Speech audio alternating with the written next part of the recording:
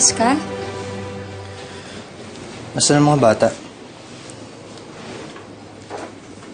Doon ko muna pinatulog sa kwarto ni Carla.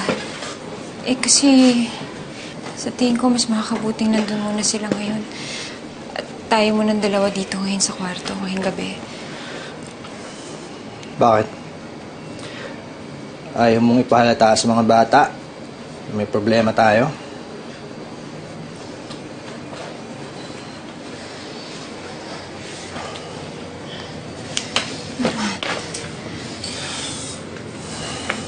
Man, hindi naman sa ganun. Gusto ko lang sabihin sa'yo at ipaalam sa'yo na mahal ko kayo. Kayo ng pamilya ko. Hindi lang dahil may anak tayong dalawa, kundi dahil mahal kita. At kahit anong mangyari, ikaw pa rin ang pipiliin ko.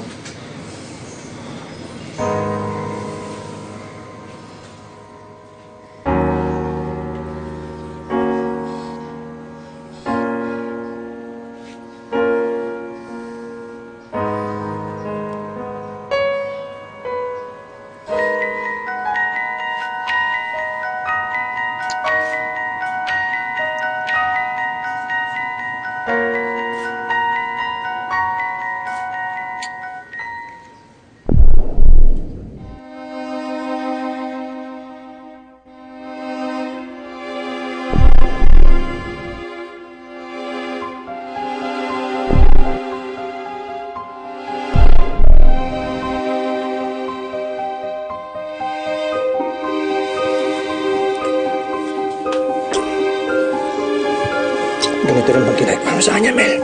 Ha? Ganito mo rin siya halagan? Ganito mo rin siya kaipit sa akin? Ha? Ganito mo? Melman!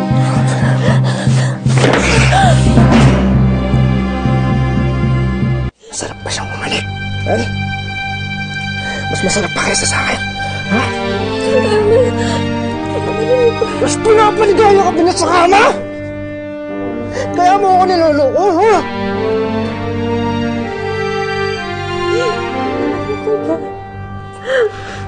Walang ganun. Alam ko hindi ka maniniwala sa akin. Bakit ba hindi mo niya sa akin aminin? Wala ka Na oo, man, may nangyari sa amin. Yun lang naman ang gusto marinig sa'yo, eh. Eman, kapag sinabi ko yun, parang narin ako magsinungaling sa'yo. Kasi mamatay man ako, wala talagang nangyari. Maniwala ka naman, eh. Yun na nga, eh. Sobrang tiwala ko sa'yo noon. Parang ginawa mo.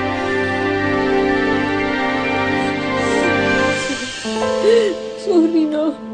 Sorry na, pinagsisihan ko naman lahat yun, Eman. Walang nangyari, Eman. Pinagsisihan kong lahat yun. Huwag mo naman ibalik pa yun, oh. Mel, hindi ko mapigilang hindi maisip.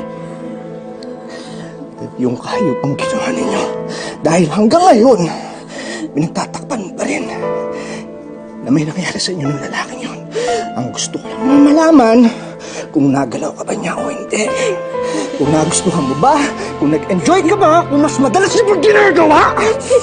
Hindi, walang nangyari. Walang ganon. Ano gusto mong gawin ko?